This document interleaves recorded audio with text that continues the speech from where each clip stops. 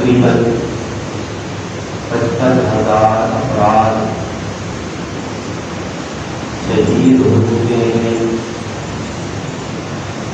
اور تقریباً 2 لاکھ افراد زخمی ہیں، جن میں کئی معذور ہو چکے ہیں۔ فلسطین کے رقبے کا تقریباً 70% بلکہ اس سے بھی زائد رقبہ ملبے کا ڈھیر ہو چکا ہے۔ بیشتر ہسپتال، تعلیمی ادارے اور انتظامی خدمات کے ادارے بھی تباہ ہو چکے ہیں۔ جو بھی خواہ وہ مسلم ہو یا نہ ہو،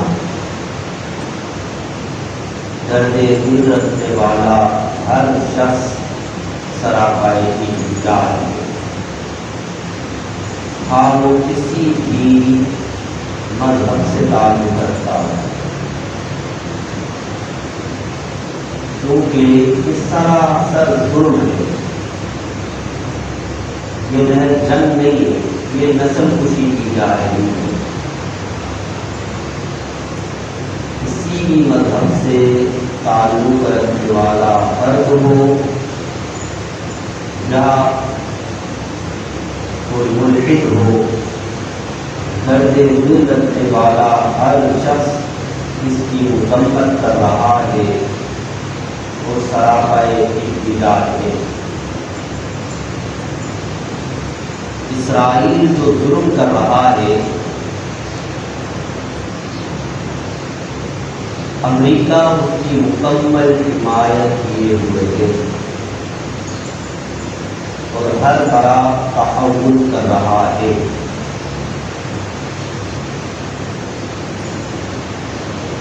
صورتحال یہ ہے کہ عالمی ضمیر بھی بن چکا، جو دہشت گرد ہے یعنی اسرائیل، اسے حق پر قرار دیا جا رہا ہے، اور جو مظلوم ہے، جن پر ظلم ہو رہا ہے، دنیا جانتی ہے کہ کون ظالم ہے کون مظلوم، لیکن ظالم کو مظلوم اور مظلوم کو ظالم قرار دینے کی ناپاک کوشش کی جا رہی ہے۔ آپ جانتے ہیں کہ حقوق انسانیت کے علم بردار، عورتوں کے حقوق کے علم بردار، بچوں کے حقوق کے علم بردار آج خاموش ہیں۔ جو اسلامی ممالک میں عورتوں کی تعلیم کے فروغ کے نام پر دراصل بے حیائی پھیلانا چاہتے ہیں، بے حیائی کو فروغ دینا چاہتے ہیں، اسلامی تہذیب کو مٹانے کی کوشش کر رہے ہیں، اور اسے وہ عورتوں کے حقوق کا نام دیتے ہیں، آج وہ لوگ خاموش تماشائی بنے ہوئے ہیں۔ اسی لیے ہمارے لوگوں کو، وہ بھی مجھے سن رہے ہیں، ہمارے لوگوں کو باخبر رہنا چاہیے کہ وہ کبھی بھی ہمارے خیر خواہ نہ تھے اور نہ ہو سکتے۔ اب صورتحال یہ ہے کہ امت مسلمہ کہ جو بھی جید علماء ہیں پوری دنیا میں، وہ یہ فتویٰ دے چکے ہیں کہ اب اسلامی ممالک پر جہاد فرض ہو چکا ہے۔ جو جہاد ہے، یاد رہنا چاہیے کہ اگر کسی غیر مسلم کے ساتھ بھی ظلم ہو تو اسلام کبھی بھی اس کی تائید نہیں کرتا اور کبھی بھی ظالم کی نصرت اور مدد اور حمایت کے لیے تیار نہیں ہو سکتا۔ لہذا ہم مظلوموں کے ساتھ ہیں، چونکہ ہمارے اسلام کا حکم ہے۔ اور فلسطین مظلوم ہے، ایک انسانیت کے ناطے ہم ان کے ساتھ ہیں، اور دوسرا ہمارا ان کے ساتھ ایمان کا رشتہ بھی ہے۔ تمام مسلمان جسد واحد کی طرح ہے، ایک جسم کی طرح ہے۔ فرمایا کہ جسم کے ایک حصے کو بھی تکلیف ہوتی ہے تو پورا جسم اسے محسوس کرتا ہے، متاثر ہوتا ہے۔ لہذا فلسطینیوں پر جو ظلم و ستم ہو رہا ہے، ہمارے دل رنجیدہ ہیں، غمزدہ ہیں۔ ایک اسلام کی روح سے بھی یہ ناجائز ہے، اور فلسطینیوں کا اقدام اسلام کی روح سے جہاد ہے۔ فلسطین اسرائیلیوں کے ساتھ لڑ رہے ہیں، اسرائیل کے ساتھ لڑ رہے ہیں، وہ جہاد ہے۔ اور بین الاقوامی قوانین کی روح سے بھی کہ اپنے ملک کی حفاظت کرنے کا حق ہر ایک کو حاصل ہے، اس قانون کی روح سے بھی ان کا فلسطینیوں کا اقدام بالکل درست ہے۔ کسی بھی مذہب کا ماننے والا اسے غلط قرار نہیں دے سکتا۔ امریکی صدر کہتا ہے کہ فلسطینیوں کو ختم کر دیں گے، وزیر خارجہ بھی کہتا ہے، لیکن امت مسلمہ کے حکمران ایسا سخت جواب دینے کی نہ جرأت رکھتے ہیں نہ حوصلہ رکھتے ہیں، بلکہ کئی ممالک تو وہ ہیں جنہوں نے اسرائیل کے اقدام کی مذمت بھی نہیں کی۔ پاکستان نے مذمت وغیرہ کی ہے، لیکن صرف اب مذمت سے کام نہیں ہوگا، آگے بڑھ کر امداد معاونت کرنی چاہیے۔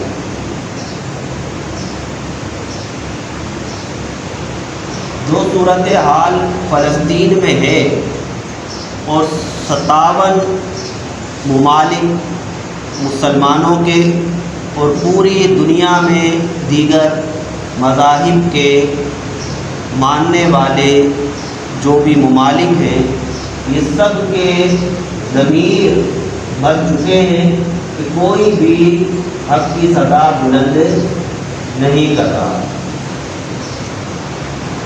اس صورتحال میں ہم کیا کر سکتے ہیں؟ یاد رکھیے کہ ہر ایک اپنی استطاعت کے مطابق ہی کام کر سکتا ہے۔ جدید علماء کی جو ذمہ داری تھی انہوں نے اسے پورا کیا۔ پوری دنیا کہ مل بیٹھے، یکجا ہوئے، یکجہتی کا مظاہرہ کیا اور ایک جگہ اکٹھا ہو کر ایک موقف امت مسلمہ کے سامنے رکھا۔ وہ یہ کر سکتے، آگے کوئی اقدام کرنا یہ حکومتوں کی ذمہ داری ہوتی ہے۔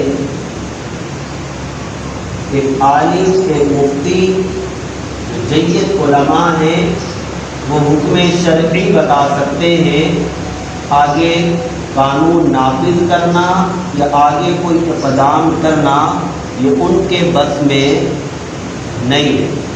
انہوں نے جو کر سکتے تھے انہوں نے کیا، اور تمام مشترکہ پاکستان میں بھی اور دیگر ممالک میں بھی یہ فتویٰ جاری کیا کہ اب امت مسلمہ پر ہر ملک پر جہاد فرض ہو چکا ہے۔ قریبی ممالک والے چونکہ مدد نہیں کر رہے، اس لحاظ سے اب پاکستان پر مدد کرنا لازم ہے۔ اس طرح کی جس طرح ان کو امداد کرنی چاہیے تھی، کسی نے بھی مدد نہیں کی، بلکہ اسرائیل کی حمایت کھلم کھلا کی جا رہی ہے۔ وہ ظلم بھی کر رہا ہے اور امریکہ کھلم کھلا اس کی پشت پناہی کر رہا ہے اور کھلم کھلا اس کے ساتھ موجود ہے۔ اب ہم کیا کر سکتے ہیں؟ تو دیکھیے، جہاں بھی احتجاج ہو رہا ہو، اپنے جذبات کا اظہار کرنے کے لیے احتجاج میں شرکت کریں، پرامن احتجاج۔ ہم یہی کر سکتے ہیں۔ اسی طریقے سے سوشل میڈیا کے ذریعے اپنے جذبات سے لوگوں کو آگاہ کریں۔ جو لوگ بے خبر ہیں وہ بھی باخبر ہو جائیں کہ فلسطین پر ظلم ہو رہا ہے، فلسطین کے مسلمانوں پر ظلم ہو رہا ہے۔ جو بھی اسرائیلی مصنوعات ہیں ان کا بائیکاٹ کیا جائے۔ جب ان کا بائیکاٹ ہوگا تو ان کے متبادل پاکستانی اشیاء موجود ہیں یا دیگر ممالک کی اشیاء موجود ہیں، وہ استعمال کی جائیں تاکہ پاکستان کا فائدہ ہو۔ ہم انہیں کم از کم ان کی معیشت کو فائدہ نہ پہنچائیں، ان کی معیشت کو مضبوط نہ کریں، اپنا حصہ کم از کم ہم نہ ڈالیں۔ یہ جو فلسطین پر مظالم ہو رہے ہیں، اس کی ایک بنیادی وجہ ہم تمام مسلمانوں کو مختلف ممالک جو کہ مختلف لسانیت کی بنیاد پر وجود میں آئے ہوئے ہیں، ان میں تفریق کر دیا ہے۔ جب سلطنت عثمانیہ کو ختم کرنا تھا تو یہی چال چلی گئی کہ عربوں کو جا کر کہا گیا کہ آپ پر ترکی حکمران کیوں ہے، ترکی تم پر حکومت کیوں کر رہا ہے؟ حالانکہ وہ اس ٹائم بھی خوشحال زندگی بسر کر رہے تھے، لیکن ان کو ورغلایا گیا کہ اب تقسیم لسانیت کی بنیاد پر ہو اور نئے ممالک لسانیت کی بنیاد پر وجود میں آئے۔ اور اب بھی یہی وتیرہ اور طریقہ اپنایا جا رہا ہے کسی بھی سلطنت کو تقسیم کرنے کا، کہ مختلف لسانیت کا نام دے کر اسے لسانیت کی بنیاد پر مختلف اس کے پارٹیشن کر دی جائیں اور مختلف ممالک بنا دیے جائیں، اور جس کا فائدہ صرف اور صرف امریکہ اور انہی لوگوں کو ہوگا جو مسلمانوں کے خیر خواہ ہرگز نہیں ہو سکتے۔ اس بات کو ہمیں سمجھنے کی ضرورت ہے کہ یہ جو ایک عرصہ دراز سے انہوں نے طریقہ سوچا تھا، اسی طریقے کے مطابق تقسیم کرتے رہے، اور آج بھی وہی طریقہ ان کا کارآمد ہو رہا ہے، کیونکہ مسلمان اس پر سوچنے کے لیے تیار نہیں کہ یہ ہمیں تقسیم در تقسیم کرنے کی سازش اور کوشش کی جا رہی ہے۔ اور آج پوری دنیا میں ایک ملک جو کہ نیا ملک بنا، جو کہ اسلام کی بنیاد پر وجود میں آیا، تو پوری دنیا میں ایک ہی ملک ہے، اسے بھی اس عنوان سے دوسرے عنوان کی طرف تبدیل کرنے کے لیے مختلف تقسیموں کی طرف لے جانے کی کوشش ہے۔ کیونکہ یہ ملک بنا ہے اسلام کے نام پر، تو کہیں بھی ظلم ہوتا ہے تو یہاں بات یہ ہوتی ہے، اور ہر کوئی جانتا ہے غیر مسلم، ہمارے یہاں صدا بلند کی جاتی ہے کہ ہم اسلام کی بنیاد پر وجود میں آئے، اور جہاں پر بھی مسلمانوں پر ظلم ہوگا تو ہمارا حق ہے کہ ہم ان کے ساتھ کھڑے ہوں۔ لیکن جب یہ بنیاد مختلف تقسیمات کے تحت مختلف تقسیمات میں چلے جائیں گے تو یہ پوری روئے زمین پر کوئی ایک ملک بھی باقی نہیں رہے گا جو کہ اسلام کی بنیاد پر کھڑا ہو، لسانی بنیادوں پر کھڑا ہوگا، علاقائی بنیادوں پر کھڑا ہوگا، لیکن اسلامی بنیاد پر کوئی بھی ملک کھڑا نہیں ہوگا۔ یہ ہمیں سمجھنے کی ضرورت ہے کہ دشمن کیا چاہتا ہے، اس کی سازش کیا ہے۔ جب حکومت تھی سلطنت عثمانیہ، تو وہ صرف ترکیوں کی حکومت نہیں تھی، وہ حکومت اسلام کے نام پر وجود میں آئی تھی، اور وہ اسلام کے نام پر ہی وہ ایک اسلام کے لیے ایک قلعہ اور مضبوط دیوار تھی کہ کوئی سازش کرنے والا سازش نہیں کر پاتا تھا، کیونکہ ایک مضبوط دیوار موجود تھی۔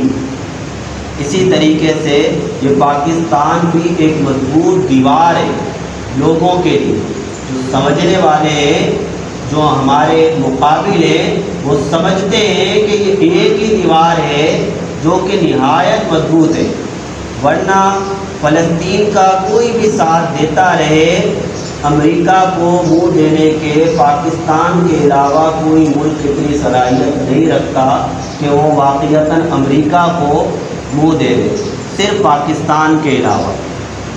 اور وہ جانتے ہیں کہ اگر اس کو مختلف تقسیمات کے تحت تقسیم کر دیا جائے تو کبھی یہ بات نہیں ہوگی کہ فلسطین پر ظلم ہو رہا ہے، وہ ہمارے مسلمان بھائی ہیں، کیونکہ ہم مختلف تقسیمات کے تحت تقسیم ہو چکے ہوں گے تو ہم اسلام کے نام پر موجود روئے زمین پر نہیں ہوں گے، کسی اور عنوان سے موجود ہوں گے۔ اللہ تعالی ہمیں سمجھنے کی توفیق عطا فرمائے۔ وآخر دعوانا الحمد